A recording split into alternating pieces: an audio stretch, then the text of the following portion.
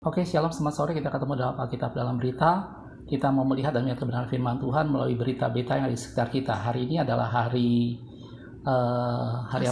Selasa tanggal 1 Maret 2022. Sehari ini saya ditemani dengan anak saya. Oke, ini ada sebuah video yang sebenarnya ini bukan masuk kategori berita, tetapi ini ada sebuah video dari seorang hamba Tuhan, yaitu Greg Laurie, seorang hamba Tuhan di Amerika dari Harvest Christian Fellowship, gitu ya. Dan mungkin ada beberapa lama ini sempat tahu juga tentang satu peristiwa bagaimana Rusia sejak tanggal 24 Februari kemarin menginvasi Ukraina, gitu ya. Dan di Amerika ternyata banyak hamba-hamba Tuhan, banyak penyelidik-penyelidik Alkitab yang kembali menghubungkan peristiwa ini dengan peristiwa akhir zaman. Dan salah satunya mereka mengkorelasikan ini dengan pertempuran Gog dan Magog, gitu ya. Dari sekian banyak video yang saya tonton tentang penjelasan hamba-hamba Tuhan tentang peristiwa Rusia Ukraina ini dengan akhir zaman, ada seorang hamba Tuhan yang tadi saya bilang, yaitu Greg Laurie ini, yang memberi masukan yang cukup netral. Dalam arti kata, saya melihat ini sebagai suatu hal yang pandangan yang lebih objektif, lebih luas tentang firman Tuhan, gitu ya. Sebelumnya kita akan lihat sebentar videonya, saudaraku. Nanti saya akan beri penjelasan lebih banyak lagi, gitu ya. Anak saya di sini membantu untuk menerjemahkan supaya jangan sampai ada bagian-bagian yang terlewat. Oke, saudaraku, kita akan lihat videonya sebentar, saudaraku ya.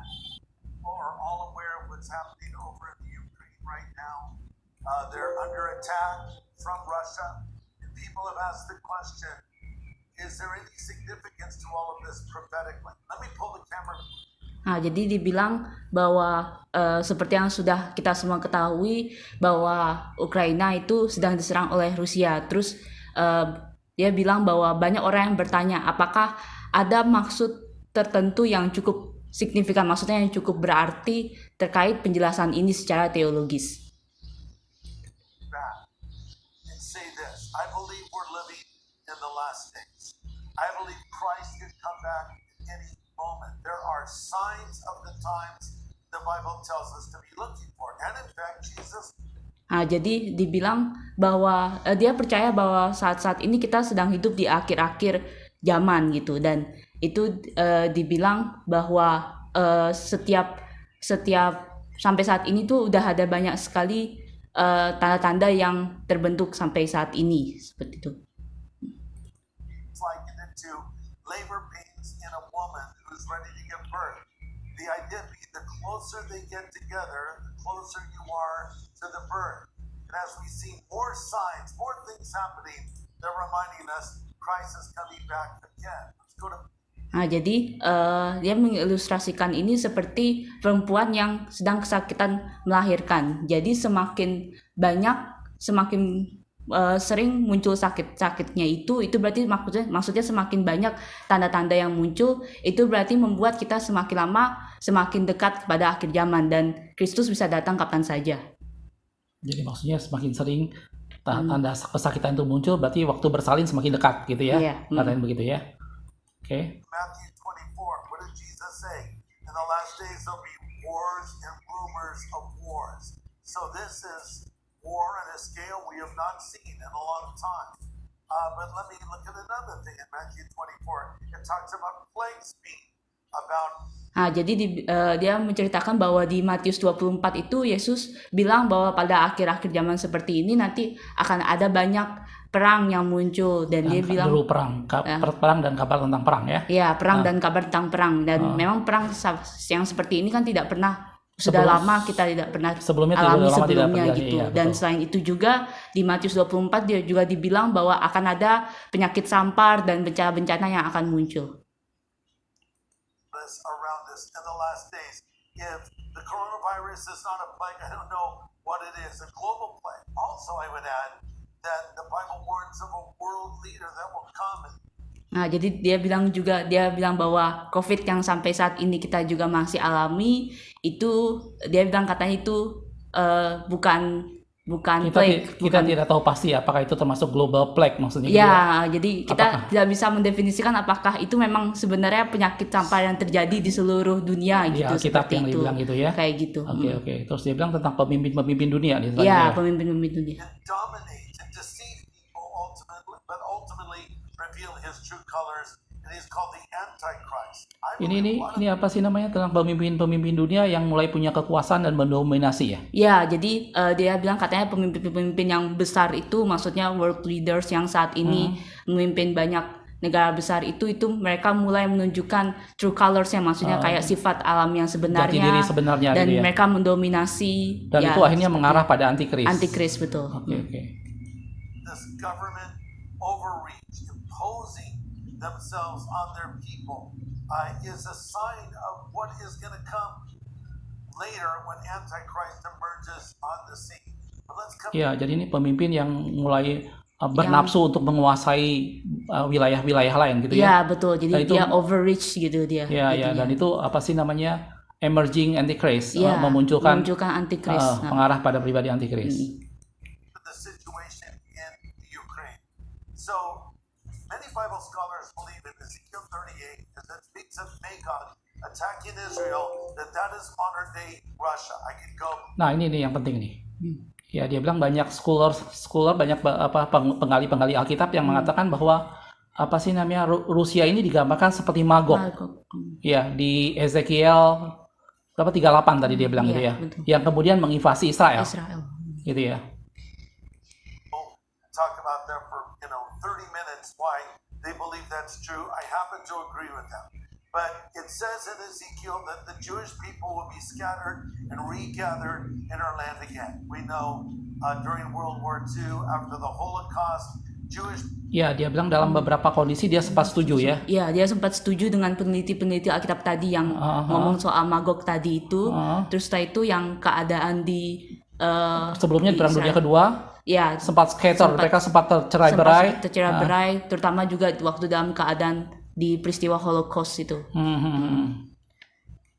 people from around the planet began to return to their land. Israel officially became a nation on May 14, 1948. So that part Itu 14 Mei ya. Ya, 14 14 Mei 48 terbentuk negara Terbentuk Israel ya. kayak gitu. Dan itu dianggap sebagai salah satu penggenapan firman Tuhan ya. Iya, betul. prophecy has been fulfilled. Nah, The scripture nubuatan says, dipenuhi. "A nation from the extreme north of Israel will march on her called Gog and Magog." If you look on any Nah, map, you'll dibilang see Gog and that Magog ini dibilang dari sebelah utara dari Israel. Mm-mm. Ya, sebelah utara dari Israel. Iya. Gitu. the geographical area of Russia. Ukraine used to be a part of the Russian Empire. They Nah, broke up kebetulan the Rusia di sebelah utara ya. Are Iya. they going to be part of Russia again? Could be.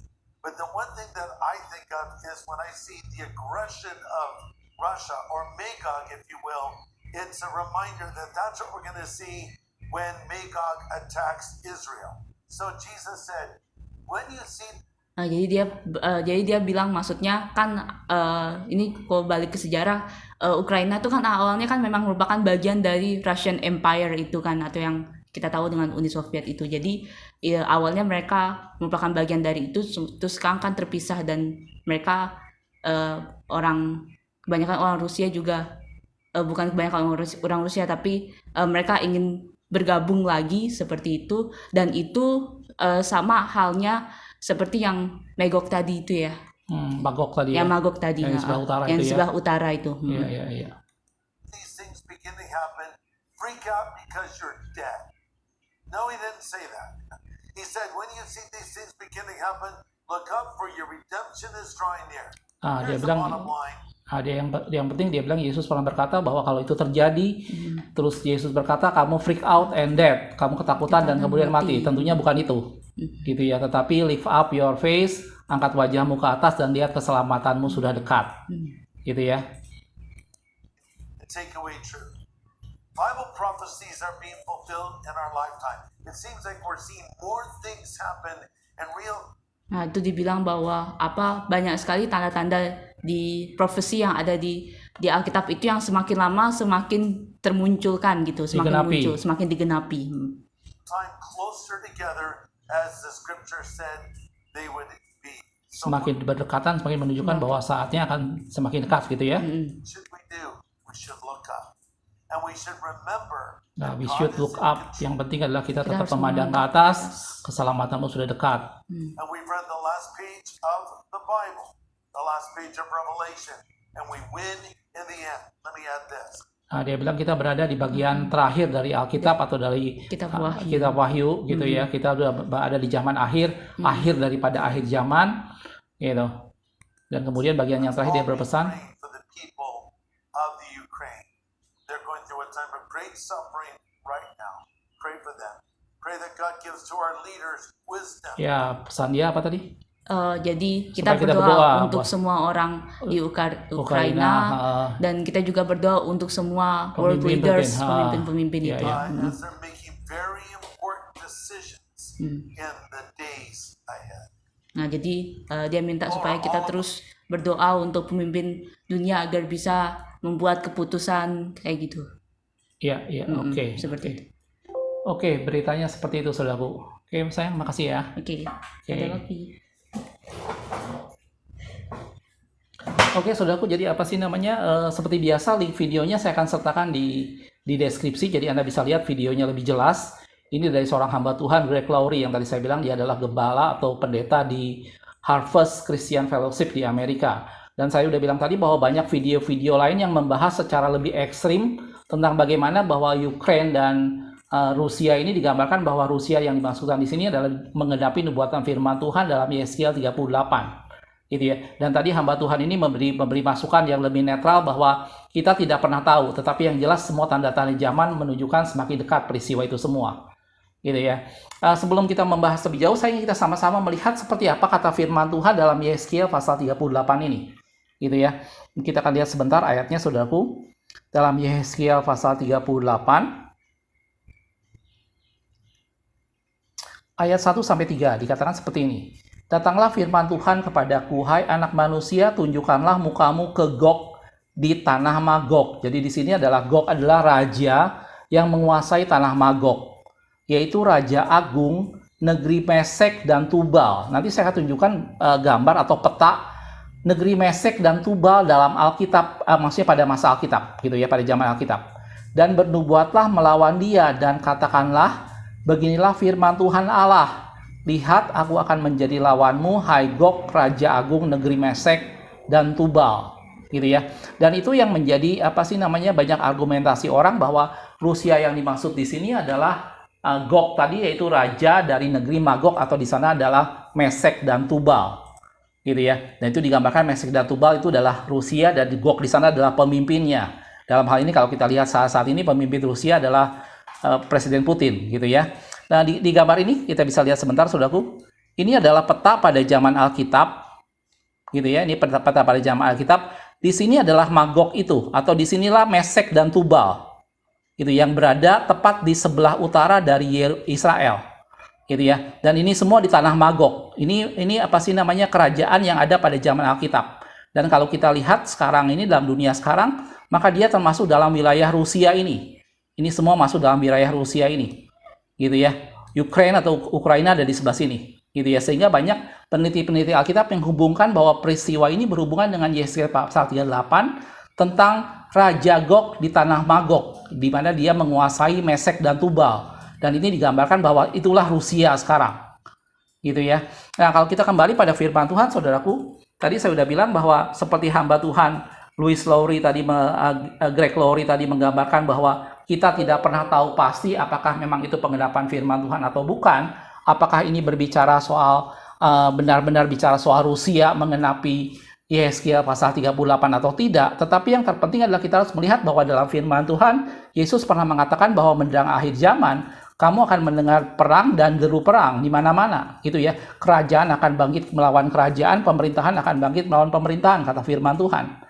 Gitu ya. Dan kemudian ada penyakit sampar di mana-mana, global plague. Dan tadi juga hamba Tuhan ini bilang bahwa kita tidak tahu pasti apakah COVID-19 yang sekarang melanda dunia bisa kita kategorikan sebagai global plague yang dinubuatkan dalam Matius pasal 24. Gitu ya.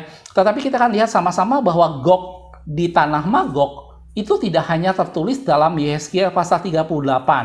Yang tadi dikatakan bahwa di sana dia menjadi raja atas Mesek dan Tubal. Dan tadi saya sudah tunjukkan gambarnya bahwa pada zaman Alkitab Mesek dan Tubal itu memang berada di tanah Magog yang merupakan kawasan Rusia sekarang, dan rajanya adalah Gog, gitu ya. Dan Gog di tanah Magog ini juga ada dalam Wahyu pasal 20. Kalau Anda lihat Wahyu pasal 20 ayat 7 sampai 8 dikatakan, Dan setelah masa 1000 tahun berakhir, dia bilang iblis akan dilepaskan dari penjaranya. Ini peristiwa setelah kerajaan 1000 tahun damai, saudaraku. Jadi sebelum kerajaan 1000 tahun damai, di overview kitab Wahyu saya pernah jelaskan bahwa setelah kita diangkat Tuhan naik rapture, mengalami rapture dan kita masuk dalam perkawinan anak domba, kita turun bersama-sama dengan Yesus dan kemudian terjadilah pertempuran Armageddon. Dan setelah itu kita masuk dalam kerajaan 1000 tahun damai. Pada masa pertempuran Armageddon, maka iblis, si ular tua tadi tidak dibuang ke dalam lautan api dan belerang, tetapi dimasukkan ke dalam lubang yang tak terhingga dalamnya, kata firman Tuhan. Dan kemudian setelah berakhir masa 1000 tahun damai, sampailah kita pada ayat yang tadi. Dikatakan setelah habis 1000 tahun berakhir, iblis dilepaskan dari penjaranya. Gitu ya. Dan ia pergi menyesatkan bangsa-bangsa pada keempat penjuru bumi, yaitu Gog dan Magog. Dan mengumpulkan mereka untuk berperang, dan jumlah mereka sama dengan banyaknya pasir di laut. Dan ini bicara soal suatu pertempuran yang sifatnya spiritual.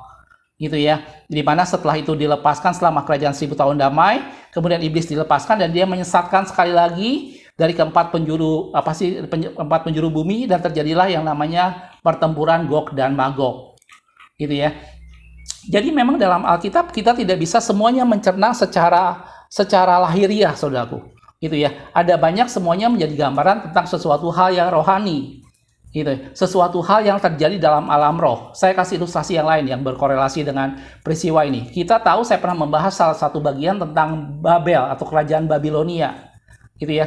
Tetapi Babilonia yang dimaksud dalam firman Tuhan tidak semata-mata kerajaan Babilonia secara lahiriah, di mana di sana ada Nebukadnezar dan segala macam. Karena itu dalam kitab Wahyu juga digambarkan suatu sorak-sorai besar, bahwa di sana digambarkan Babilonia itu adalah perempuan Babel, sundal besar, yang duduk di atas binatang yang keluar dari dalam laut, gitu ya. Dan terjadilah sorak-sorai besar atas kejatuhan Babel waktu itu. Jadi Babel di sini bisa mengandung dua makna. Dalam arti kata Babel secara lahiriah, yaitu kerajaan Babilonia, entah Babilonia kuno maupun Neo Babilonia, tetapi Babel juga di sini bisa bicara soal sesuatu hal yang spiritual. Dan begitu halnya juga dengan Gog dan Magog.